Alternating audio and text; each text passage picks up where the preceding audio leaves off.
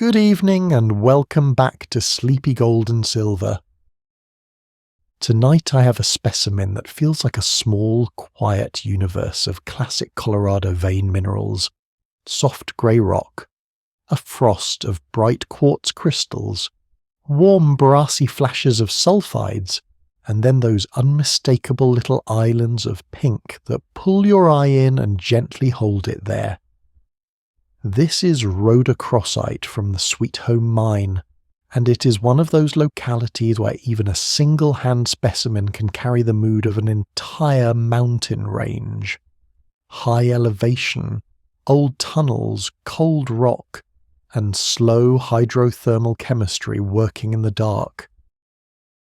Over the course of one long unhurried episode, we're going to do exactly what a sleepy mineral channel is meant to do. We will take a slow tour of what is visible on the specimen. We will place it carefully on the map. From the broad sweep of the Rocky Mountains down to a single mining district above the town of Alma. And we will begin building the mineral story in a calm way. What each mineral is, why it tends to occur with the others, and what the textures suggest about the fluids that built this piece. If you enjoy this kind of quiet, low-stress mineralogy, please like the video, subscribe to Sleepy Gold and Silver, and ring the notification bell. Now let your shoulders soften a little, let the pace slow down, and let us begin with the label. Because the label is our anchor. This specimen is rhodochrosite with quartz, sphalerite, galena, fluorite, pyrite and hubnerite from the Sweet Home Mine, Alma District, Park County, Colorado, United States. It is a large cabinet specimen measuring about 18.9 by 15.7 by 4.8 centimeters and weighing about 2,215 grams. That size matters because it changes how you experience it. This is not a small thumbnail you glance at and put away. This is a piece you can set on a shelf or a table, step back from, and let your eyes wander across. And the bigger the surface area, the more this specimen can show you about the textures of the vein. Where quartz grows in a sparkling druze, where sulfides cluster, and where rhodochrosite appears as bright geometric points of colour. Now let's do the slow tour, one face at a time, using the label as truth and using the visuals as our guide. On the front display face, what you notice first is the texture. There is a dense covering of quartz crystals that look like a frost or a field of tiny blades and needles. They catch light in a scattered way, so the specimen never looks flat. It has a soft glitter across the surface, like a winter crust on snow. Within that quartz crust you can see clusters and scattered crystals of rhodochrosite. They appear as vivid pink to rose-red forms, chunky, sharp-edged little shapes that read as confident geometry against the feathery quartz. Rhodochrosite most commonly crystallizes in the trigonal system and often forms rhombohedra, sometimes with curved faces or slightly modified edges. On this specimen, the crystals look blocky and well-defined, and the colour is exactly what collectors hope for from Sweet Home. A saturated, lively pink that still feels natural rather than artificial. Between the quartz and the rhodochrosite there are dark metallic zones, patches and streaks where ore minerals concentrate. Some areas look lead-grey and reflective in a subdued way, consistent with galena. Galena is lead sulfide, and when it's fresh it can look like polished graphite, sometimes with mirror-bright cleavage faces. It is heavy for its size, and in many ore specimens it forms chunky masses or cubic fragments that catch light as sharp planes. Other dark zones look more granular and less mirror-like, darker, almost sooty or resinous in texture. That is a very natural visual place for sphalerite in a mixed sulfide assemblage. Sphalerite is zinc sulfide, and it can range from honey brown to deep brown to nearly black depending on composition, especially iron content. When sphalerite is fine-grained, intergrown, or partially dull from microtexture, it can read as dark grey rather than the classic glossy brown you might see in a clean crystal. Then there are the brassy sparks, small bright metallic points that look warmer and more reflective than the darker sulfides. That is where pyrite most often announces itself. Pyrite is iron sulfide, and even when it is not forming perfect cubes, it tends to glitter with a crisp, pale brass luster. In specimens like this, pyrite can appear as tiny crystals sprinkled through the quartz, or as small clusters embedded among other sulfides. And then, tucked into the assemblage in a more subtle way, the label tells us to look for fluorite and hubnerite. Fluorite at sweet home is often pale, sometimes light blue to violet, sometimes nearly colourless depending on lighting, and it can form cubic crystals or blocky fragments. On the specimen, there are areas near the upper portions that have a cooler, slightly bluish cast in spots, and there are a few blocky, glassy-looking bits that could easily be fluorite. Because fluorite can be subtle in mixed ore, it is one of those minerals you often confirm not by a single perfect cube, but by the way it breaks and reflects light, and by how its glassy surfaces contrast with quartz. Hubnerite is the tungsten mineral in this story. It is manganese tungstate, part of the wolframite mineral series, and at sweet home it is an important clue about the deeper, hotter side of the hydrothermal system. Visually, hubnerite often appears as dark reddish-brown to nearly black prismatic crystals, sometimes with a bladed look. It can be easy to miss in a specimen that is busy with quartz needles and sulfides. But once you know it is present, your eyes start to search for slender, dark prisms or sharp-edged dark crystals that feel different from the granular sulfide patches. Even if you cannot confidently point to a single hubnerite crystal in a quick glance, the label's inclusion of it tells you something essential. This is not only a low-temperature carbonate and sulfide piece. It is tied into a district where tungsten minerals and fluorite occur, alongside base metal sulfides and rhodochrosite. That is part of the signature of Sweet Home in the Alma District. Now let us turn the specimen over to the other face, the more massive side. On the back face, the texture looks denser and more continuous, less of a sparkling druce, more of a solid vein mass. You still see quartz, but it reads more as a thick grey-white to smoky grey body rather than a surface carpet of needles. Across that mass there is a strong, slightly lighter band that cuts through like a seam. That is exactly the kind of visual cue you expect in a hydrothermal vein. Pulses of mineral growth that create bands, zones and seams. And within that more massive quartz body, you can again see concentrations of dark sulfide minerals. They are not evenly spread. They collect in certain zones, as if the fluids that carried metals favoured particular bands or microfractures. That uneven distribution is a real texture story. It suggests repeated events, not one single fill. This is a wonderful thing to hold in your mind, because it gives you a calm way to read the specimen. Instead of seeing it as one rock, you can see it as a record of episodes. Quartz grows, then sulfides concentrate, then quartz grows again. A pocket opens, quartz crystals line it, Rhodochrosite grows, then the space seals, and later events overprint or build around it. You don't have to force a single narrative, just allow the layered look to suggest layered time.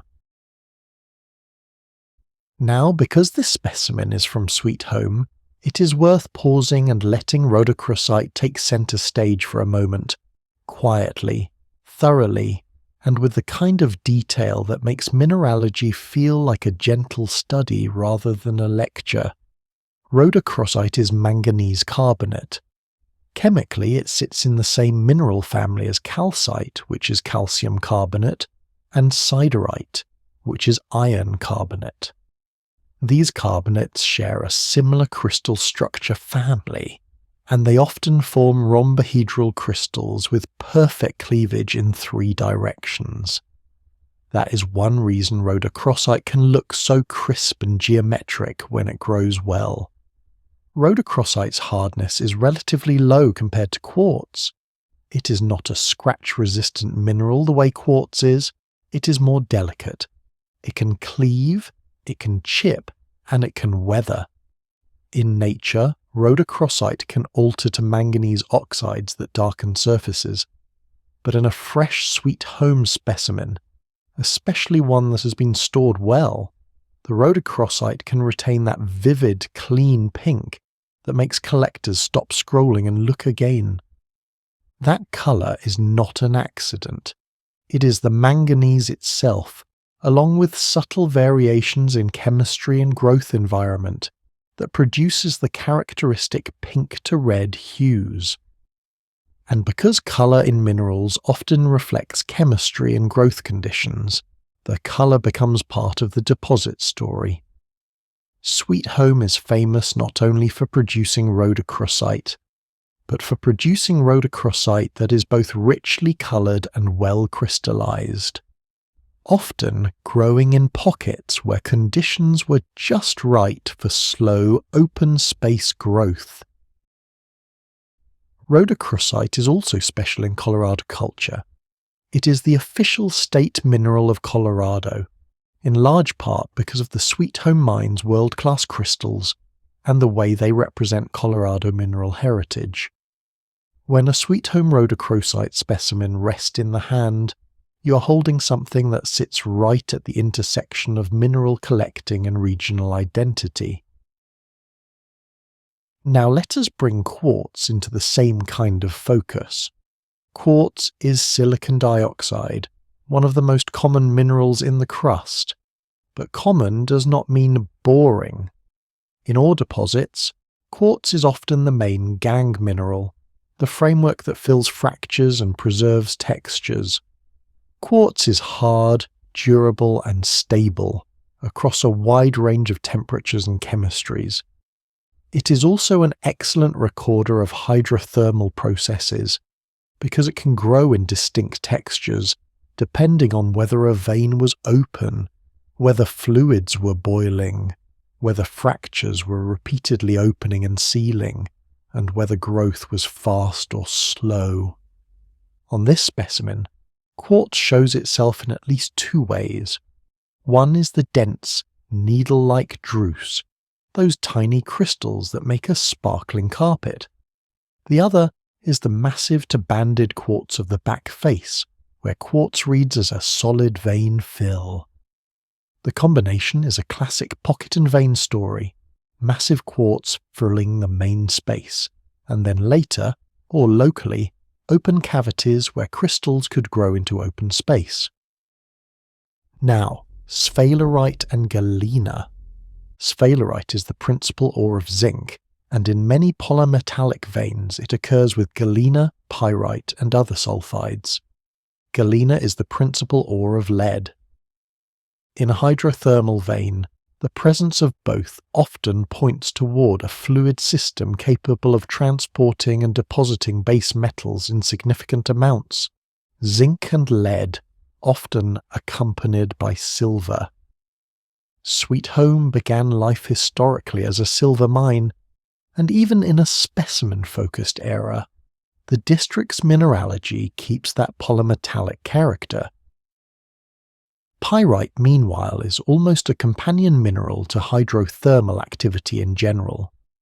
It forms under a wide range of conditions and often appears early in the paragenetic sequence, meaning it can be among the earlier sulfides to crystallize, though the exact sequence can vary.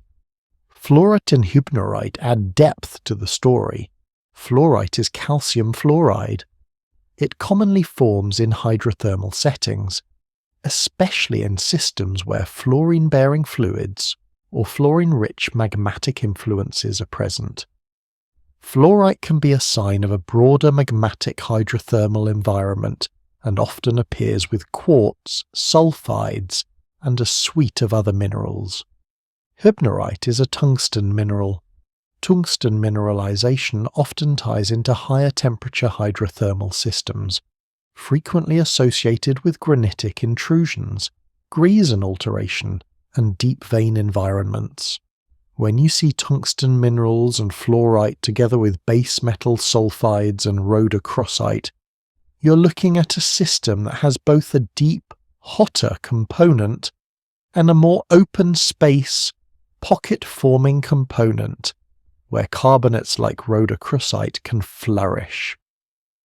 And that is one of the quiet wonders of Sweet Home. It is locality that can tell multiple thermal stories at once, stitched together by structure. Now let us place this locality on the map. We're in central Colorado, in the Rocky Mountains, in a range known as the Mosquito Range. This is high country, broad alpine slopes, sharp ridges, and long winters. The town name on the label is Alma, and Alma is one of the highest incorporated towns in the United States. Even if you never go there, it is helpful to imagine the setting: thin air, bright sun, cold shadows, and a landscape where bedrock is never far from the surface. Park County sits in the heart of Colorado's mountainous interior. It includes high valleys and mountain passes, and it is deeply tied to Colorado mining history. The Alma District is one of the classic mining districts of Park County, and it lies within the broader trend of mineralized regions often grouped under the Colorado Mineral Belt, an arc of igneous activity and ore deposits that stretches diagonally across the state. The Sweet Home mine itself is commonly associated with Mount Bros and the old mining ground of the district. In mineral locality references, you will often see the Sweet Home tied to claim blocks and portal names, and you will also see it associated with the Detroit City area. Names that reflect how mines evolve over time, with different levels, different entrances, and different working areas. What matters for our purposes is the gentle geographic picture. A high mountain district where veins cut through rock, and where pockets within those veins produced rhodochrosite crystals that became famous worldwide. Now, before we pause for a moment, I want to do one more calm pass over the specimen with the collector's eye, emphasizing why this particular combination is so satisfying. First, the contrast. Pink rhodochrosite on grey and white quartz is one of the most naturally pleasing colour contrasts in mineral collecting. It is strong enough to be obvious, but not harsh. It feels warm against a cool background. Second, the texture. The quartz here is not just a blank backdrop. The needle-like druce adds sparkle and depth, turning the specimen into a landscape rather than a flat surface. Third, the association. The label lists a full suite: sphalerite, galena, fluorite, pyrite, and hubnerite. So this is not only a rhodochrosite showpiece. It is a multi-mineral reference specimen for a particular style of hydrothermal vein environment in Colorado. You can use it to teach yourself what carbonates, sulfides, fluorite, and tungsten minerals look like together. Fourth, the size. At over 2 kilograms, it has presence. It can anchor a shelf.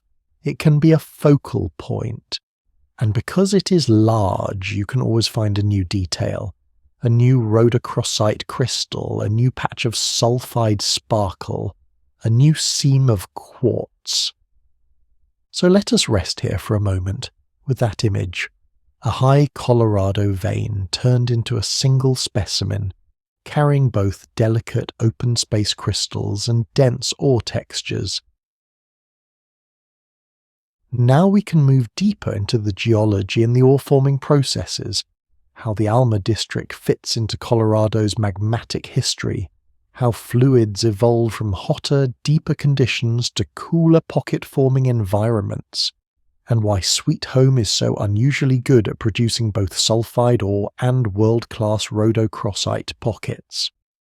So let's move deeper now, just as we promised, into the geology that makes a Sweet Home mine specimen feel so distinct. When a piece like this rests in the hand, with rhodochrosite sitting among quartz, sulfides, fluorite, and a tungsten mineral like hubnerite, you are holding a snapshot of a hydrothermal system that had range. Not just one simple temperature, not just one simple chemistry.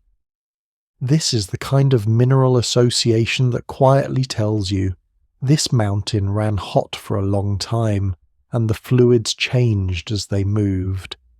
And the best way to understand that without rushing is to build the setting in layers, like the vein itself.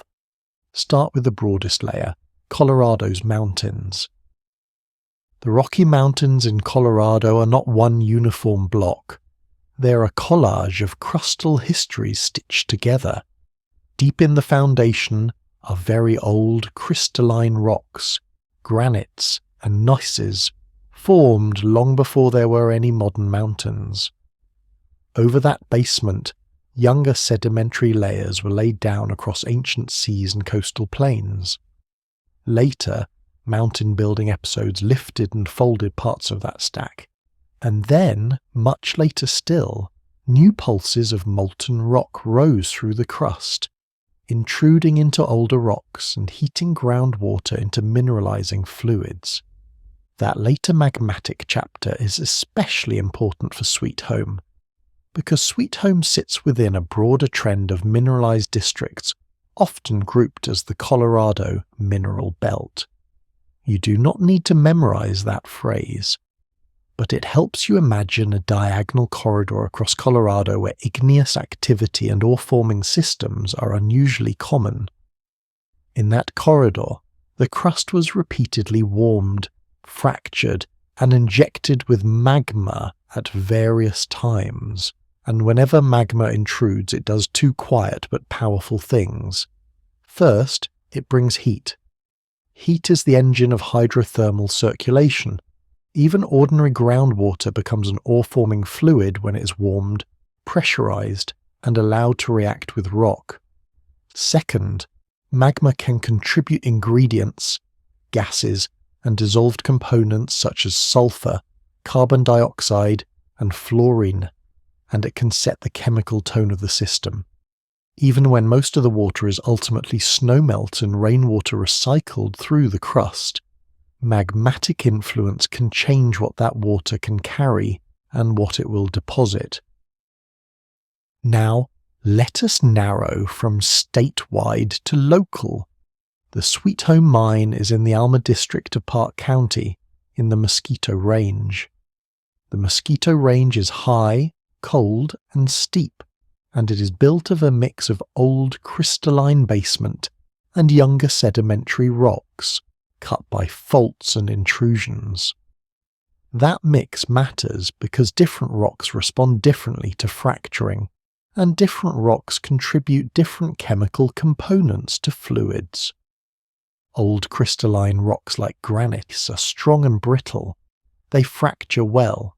They create clean cracks that can stay open long enough for open space crystals to grow. Sedimentary rocks, especially limestones and dolomites, can be chemically reactive. When hydrothermal fluids pass through carbonate rocks, they can change pH and carbon dioxide balance, and those changes can encourage carbonate minerals to precipitate. Even when a specimen is mostly quartz and ore minerals, the nearby presence of carbonate wall rocks in the district can influence fluid chemistry.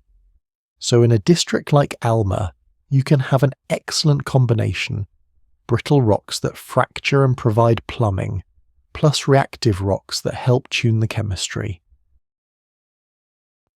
Now we add the next layer, structure. A mine is never placed randomly in the earth. It follows structure.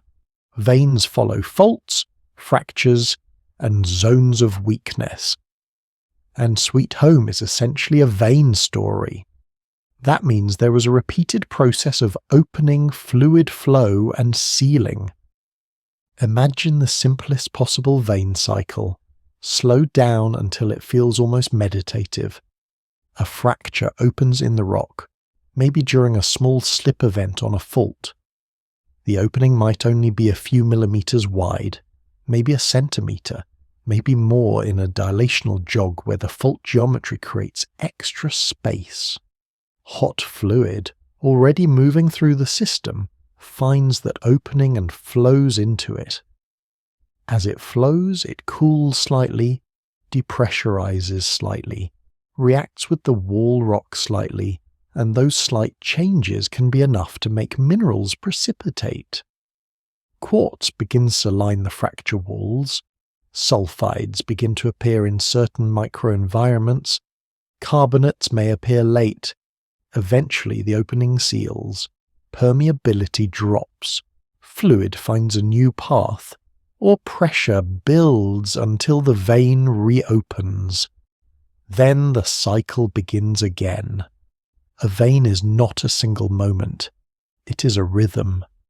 And when you see a specimen with both massive quartz zones and delicate open space crystal pockets, you're seeing evidence that the rhythm sometimes produced tight sealing, and sometimes produced a cavity that stayed open long enough for crystals to grow freely into space. That open space pocket growth is one of the keys to Sweet Home's fame. World-class rhodochrosite crystals require space and time. They do not form as easily in tight, crushed, rapidly sealed vein material. They thrive in pockets where the fluid can circulate gently, and the crystals can grow without being immediately choked by rapid quartz fill.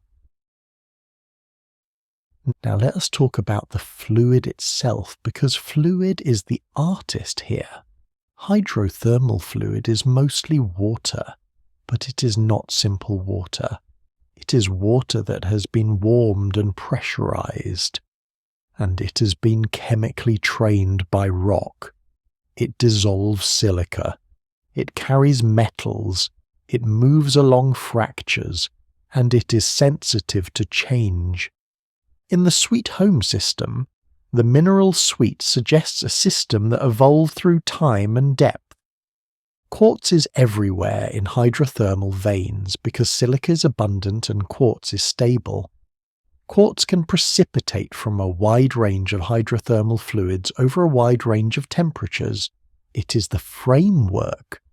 Sulfides like pyrite, sphalerite, and galena indicate that sulfur was present in the fluid, and that conditions favoured metal sulfide stability. Zinc and lead do not usually precipitate as native metals in these environments. They prefer to form sulfides. So when you see sphalerite and galena, you know the system was sulfide-friendly, not oxidized and acidic to an extreme degree, but chemically reduced enough and sulfur-rich enough for these minerals to form. Fluorite indicates that fluorine was part of the system, or that conditions favoured calcium fluoride precipitation.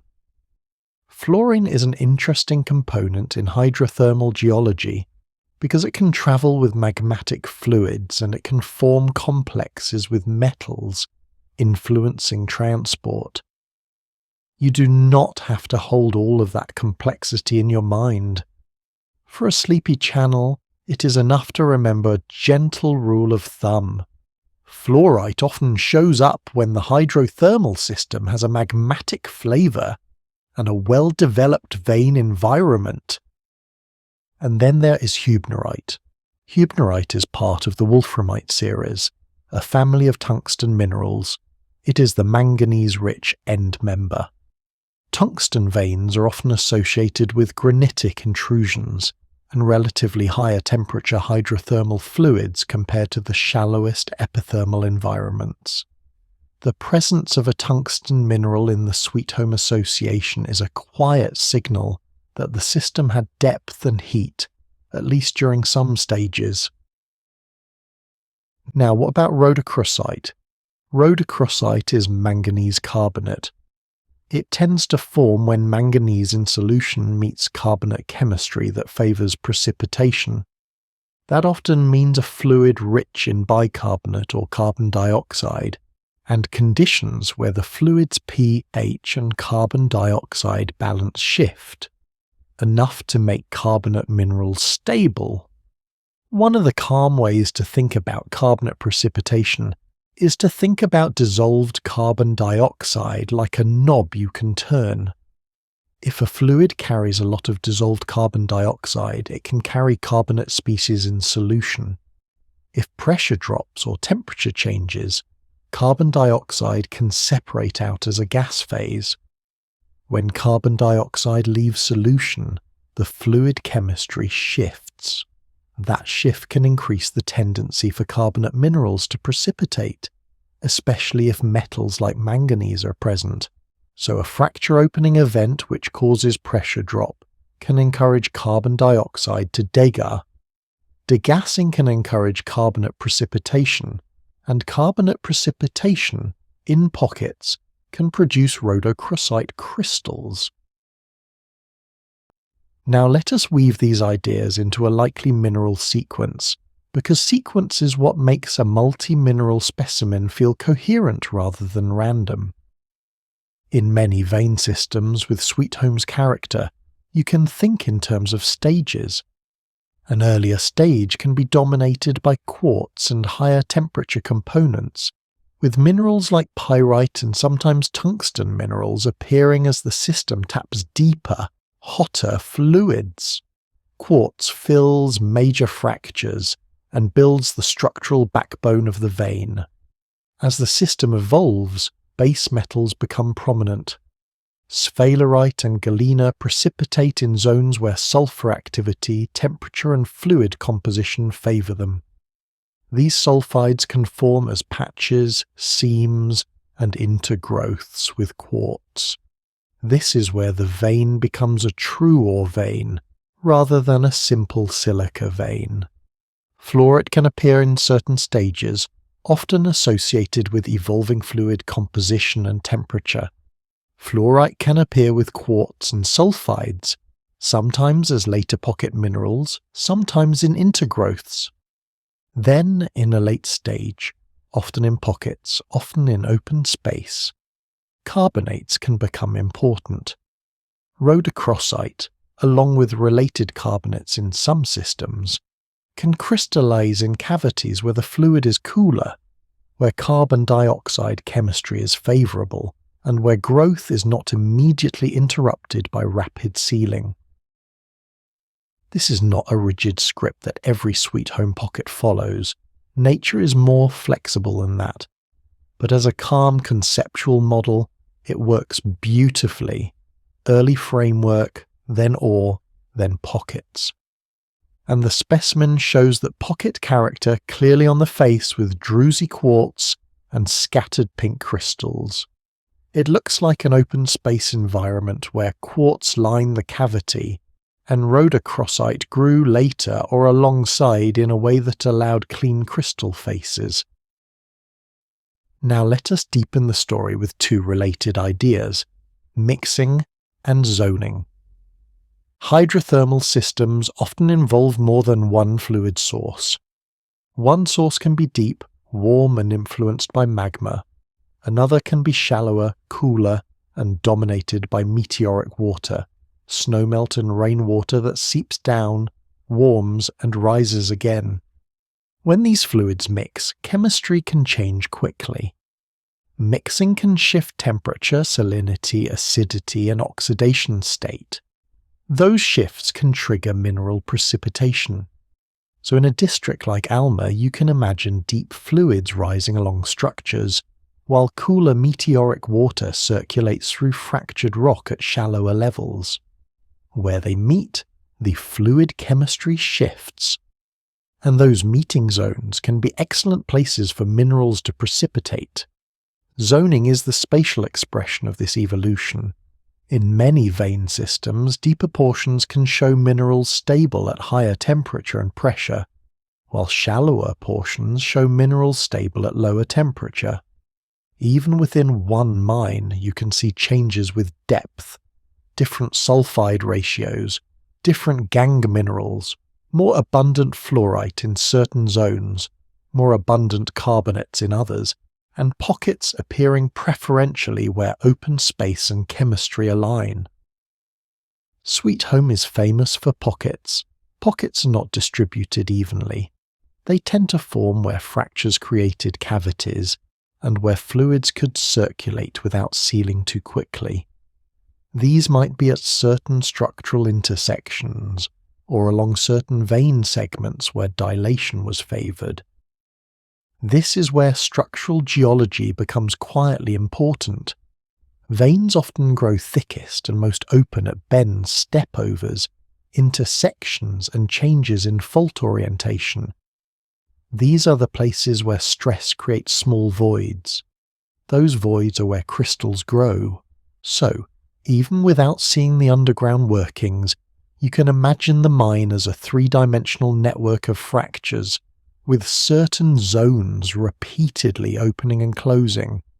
In those zones, pockets appear, and the pocket minerals become the jewels of the system.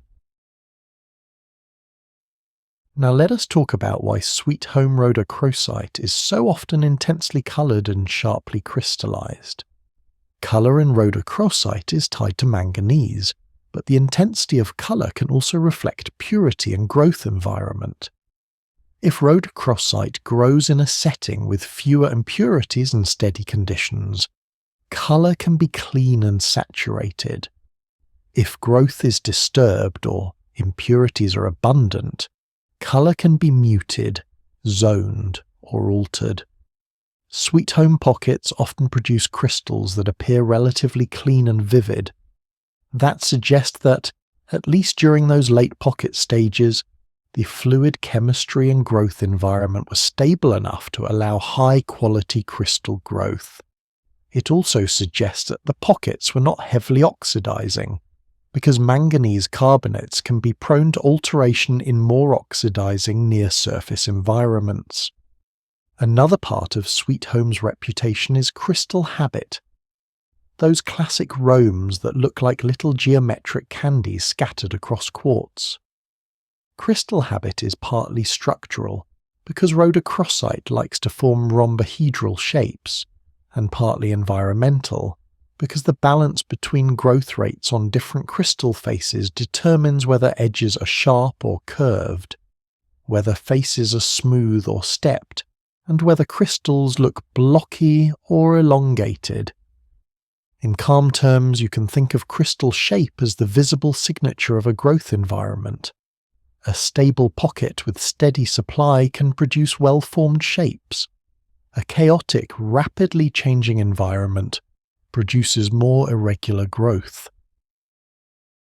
Now let us bring in the other listed minerals again, one by one, but this time with an emphasis on why they occur together in one system.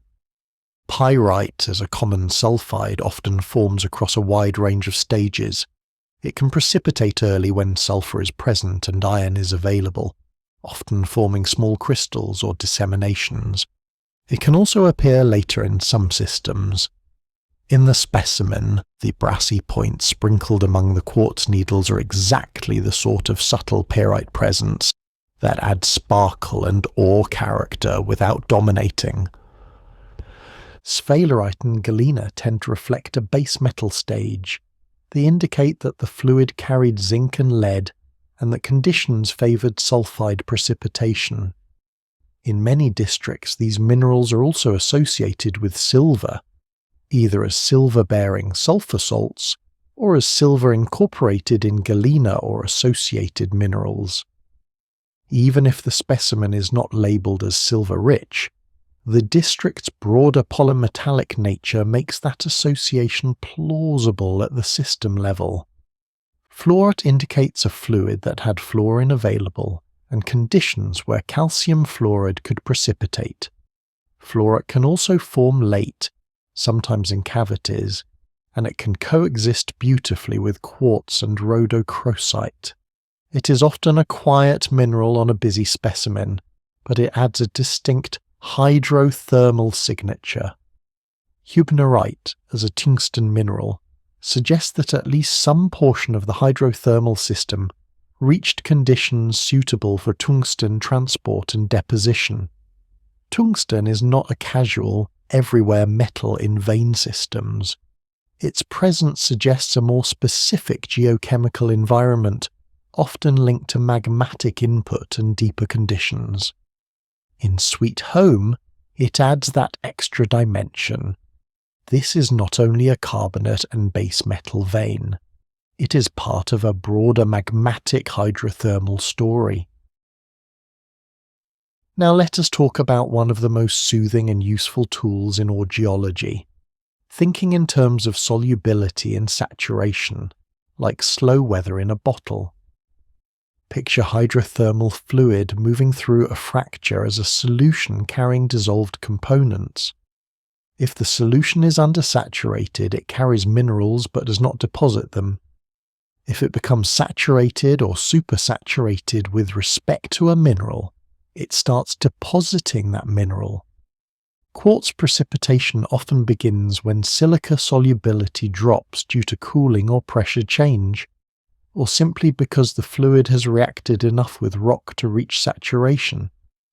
Sulfide precipitation begins when sulfur activity and metal availability align in a way that makes metal sulfides stable. Carbonate precipitation begins when carbon dioxide balance and pH shift toward carbonate stability, and when metals like manganese are present. Each mineral group is like a threshold. As the fluid evolves, it crosses thresholds and deposits new minerals. That is why veins are layered. That is why pockets exist. That is why one specimen can carry multiple mineral episodes. Now let us connect the Sweet Home mine to the larger idea of why certain mines become world famous for collectors. Most mines produce ore. Ore is valuable, but is often not beautiful in the collector sense. Collector specimens require something extra: open space, stable growth, and enough time for crystals to develop faces. That extra is rare. It requires a balance between fracture opening and sealing. Too much opening and the system collapses or the fluids escape. Too much sealing and the pockets never form. The Sweet Home mine had that balance in certain zones at certain times. That is why the rhodochrosite pockets were special, and it is also why the associated minerals matter. The pockets were not forming in a vacuum. They were forming inside a larger ore system that had already built quartz and sulfide frameworks. The pocket minerals are like the final delicate handwriting on top of a heavier paragraph. The specimen shows both the paragraph and the handwriting. The massive, darker back face feels like the vein's core story. The glittering, crystal-rich face feels like the pocket story. Now let us end this chapter by tying the geologic model directly back to what you see on your piece, in a way that feels restful rather than analytical. When you look at the dense carpet of quartz needles, you're looking at a moment when there was open space and the fluid was depositing silica on many tiny growth points at once. That is a druzy stage, a lining stage. When you look at the rhodochrosite crystals scattered among that quartz, you're looking at a later or overlapping moment when manganese carbonate became stable in that pocket environment, allowing rhombohedral crystals to form with clean faces. When you look at the dark metallic patches and the brassy sparks, you're looking at the ore heart of the system, zones where metals and sulfur met and formed stable sulfides, adding weight and economic meaning to the vein. When you remember that fluorite and hubnerite are present, even if subtle, you're remembering that this system had depth, heat, and a chemistry that could carry fluorine and tungsten, as well as base metals and manganese, and that is the calm, complete picture. A layered hydrothermal system in the high Rockies, recorded in a single specimen that lets you rest your eyes on pink crystals while your mind drifts through deep time. In a little while we will shift gently into the mine and district history, how the Alma District evolved, how Sweet Home moved through different eras from mining to specimen recovery, and why this locality became such a cornerstone for Colorado mineral collecting. We will keep it low stress, slow and steady, letting the human story feel like a quiet overlay on the older, deeper story written in the rock. Now let us ease into the human story, the way you ease into sleep slowly, gently, and without any sharp edges. Up to this point, we've been letting the specimens speak in the language of minerals, quartz as the framework, sulfides as the ore-bearing heart, fluorite and hubnerite as deeper hints, and rhodochrosite as the bright, quiet signature of a pocket that stayed open long enough for crystals to become perfect. Now, we're going to lay a second story softly over the first one. The first story is deep time, heat, pressure, fractures, and fluids. The second story is human time, names on maps, adits and stopes, winters and short summers, and a mine that gradually changed from a working silver operation into one of the most important specimen mines on Earth. And we'll keep it sleepy, no drama, no urgency, just the steady feeling of a mountain district that has been patiently producing mineral treasures for a very long time. So let us begin where the district begins for most people, with the setting. The Alma District sits high in the Mosquito Range of central Colorado, above the little town of Alma. This is true alpine mining country. The air is thin. The light can be bright and clean. The weather changes quickly, and the ground, even in summer, often feels like it still remembers winter. In places like this, mining history always has two rhythms. One rhythm is the hope of discovery, when a new vein is found and word spreads through camps and towns. The other rhythm is endurance, when reality sets in, hauling, timbering, pumping, milling, and trying to keep a project alive through snow, price changes, and the difficult physics of pulling rock out of a steep mountain. The Alma District has both rhythms, but it's also a district with a remarkable geological variety. That is one reason so many different minerals show up together on the specimen. A district with diverse vein types and multiple mineralizing phases tends to produce a wide mineral suite, and Sweet Home sits right in that kind of geologic neighborhood. Now take a slow mental step back in time. Colorado's famous gold rush era begins in the mid-19th century, and central Colorado saw waves of prospecting and claim staking as people followed placer gold and then chased lodes into the hills.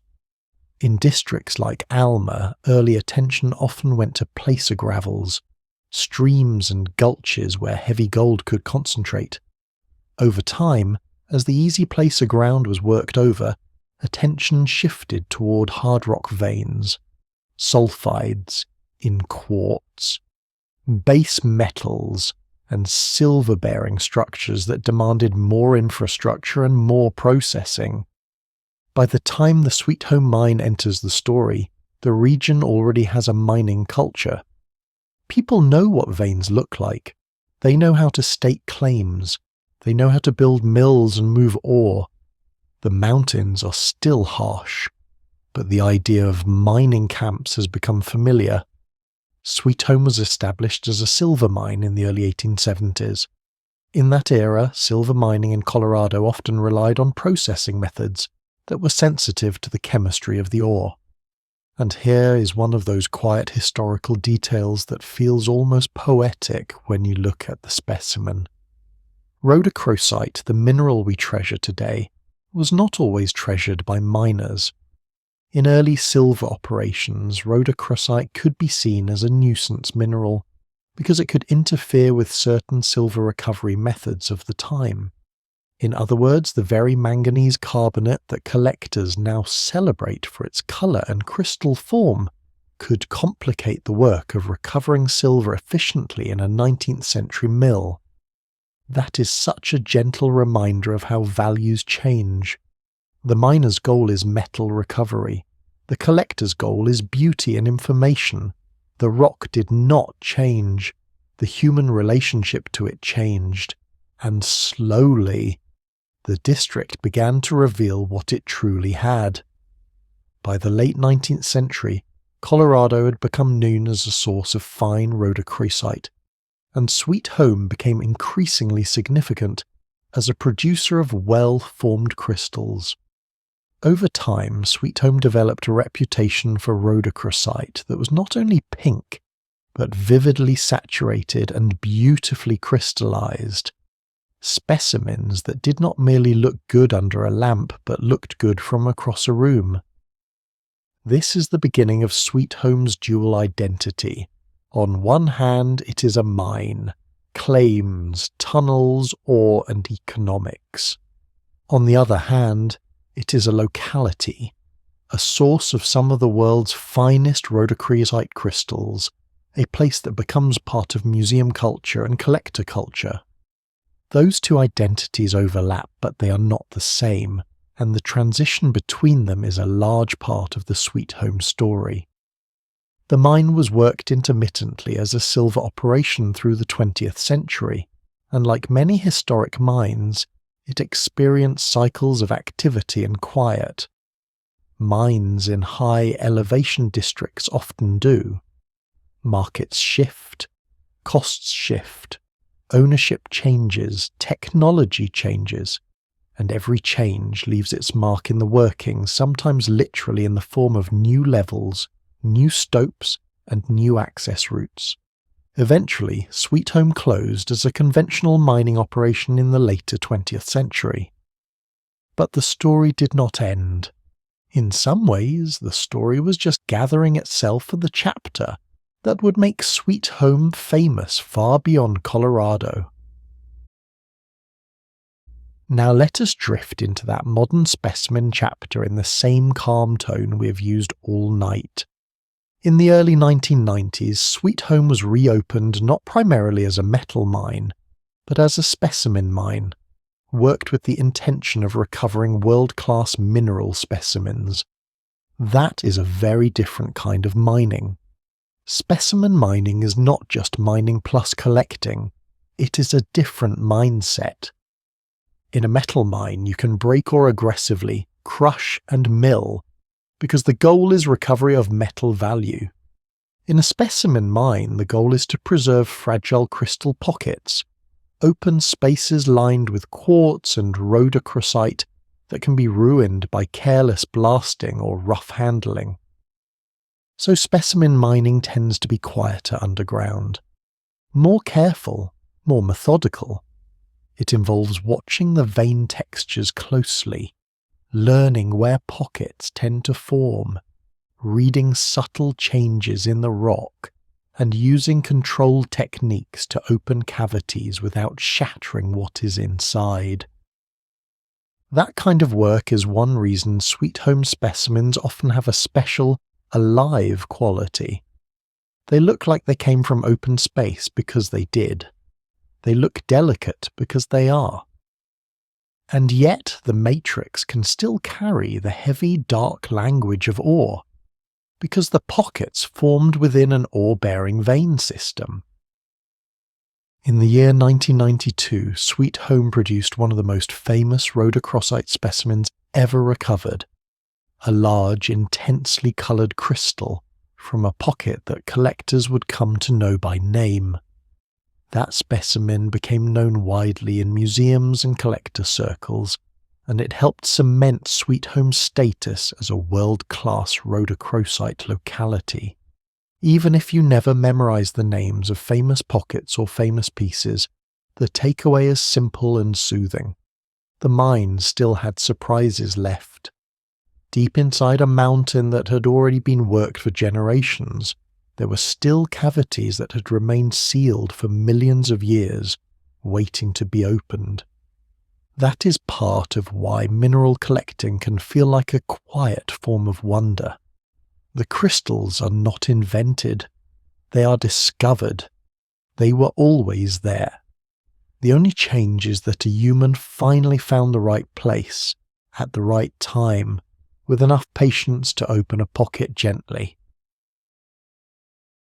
Now let us connect that history back to the specimen, because the specimen is not only from Sweet Home, it is Sweet Home in miniature.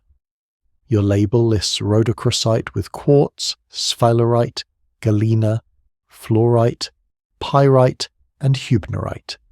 That suite is exactly what you would expect from a district where mineralization is complex and multi-stage. It means that the specimen is not only pretty, it is representative. It is the kind of specimen that teaches you what Sweet Home is, even if you have never seen a famous museum piece. The quartz is doing what quartz does best in veins, recording open space and sealing events. The sulfides are doing what sulfides do in polymetallic systems, clustering in zones, providing weight and metallic sparkle, and reminding you that this was once, very literally, an ore system. The fluorite and hubnerite add that Colorado mineral belt flavour, minerals that point toward a system tied into deeper magmatic influence and evolving hydrothermal fluids. And the rhodochrosite is the final calm signature, pink crystals that feel like the pocket's last word. Now let us sit with one more gentle historical idea that is important for a sleepy mineral channel, because it helps viewers understand why a mine like Sweet Home matters in the collecting world. Not all mines can be specimen mines. Most mines do not have the right geometry, the right chemistry, and the right sequence of events to produce large, undamaged pockets lined with collectible crystals. A mine can be rich in metal and still produce few collector-quality specimens. Conversely, a mine can produce unforgettable specimens and still be marginal as a metal producer. Sweet Home is special because it sits at a rare intersection. It is a vein system with real ore mineralization, enough to justify development and underground work, but it also has pocket-forming events, open space, stable late fluids, and carbonate chemistry favourable to rhodochrosite, enough to produce crystals that are museum class. That intersection is why Sweet Home stands out not only among Colorado localities, but globally. Now, because the specimen is large and heavy, and because it shows both pocket textures and ore textures, it also tells us something about how specimens like this tend to be recovered and prepared. A large cabinet specimen often comes from a zone where a pocket opened against a strong wall of vein material, allowing crystals to grow on one side while massive quartz and sulfides form the backbone. When that kind of pocket is opened, the best pieces are often those where the pocket wall comes out as a coherent plate or block, instead of breaking into fragments. Once recovered, a specimen may be stabilized, trimmed and cleaned carefully. Quartz is durable, but carbonates can be sensitive. Sulfides can tarnish or oxidize. So a good specimen is often handled like a delicate object, even when it weighs several pounds. This care is part of why sweet home pieces have become so sought after. It is not only that the minerals are beautiful, it is that, in the specimen mining era, there was a focused effort to recover them in a way that preserves the natural scene. Crystals sitting where they grew on the wall of a pocket with their relationships intact. That is why, when you look at the specimen and see rhodochrosite scattered across druzy quartz with sulfides peeking through, you are likely seeing a real pocket surface, not an artificial arrangement. Now let us widen our view slightly to the Alma District as a whole, because Sweet Home sits inside a broader mining landscape that is worth appreciating. Alma, Fairplay and the surrounding Park County region have a long mining identity. Some parts of the district focus on gold, some on silver, some on base metals. And in certain contexts, the district has even been studied for other commodities and unusual minerals. This is normal for a mineralized mountain belt. One district can host many deposit expressions. The controlling structures can guide fluids repeatedly. Different episodes can introduce different metals and different gangue minerals. And as miners explore different elevations and different vein segments, they encounter different faces of the same overall system. That is one reason the specimen includes both base metal sulfides and a tungsten mineral. The district's mineralization is not one simple layer, it is a more complex stack. If you enjoy drifting off to sleep with geology, this is a very restful concept. Mountains are not built by a single event. Veins are not filled by a single pulse. Districts are not defined by a single mineral. Everything is layered. Now let us return once more to rhodochrosite specifically, because Sweet Home also has an important cultural identity in Colorado. Rhodochrosite is the official state mineral of Colorado. When you hear state mineral, it can sound like a trivia fact, but it is more than that. It is a recognition that rhodochrosite has become part of Colorado's mineral heritage in the same way that certain landscapes become part of regional identity. Sweet Home is a major reason for that. Its crystals became emblematic, so vivid, so well-formed, so unmistakable, that they helped set a world standard for what rhodochrosite can be. And the interesting thing is that rhodochrosite is not a rare chemical concept. Manganese is common enough in the crust. Carbonate minerals are common. But the combination of chemistry, open space, and growth stability needed for crystals of this quality is rare. That is why people travel for it, collect it, display it, and write about it.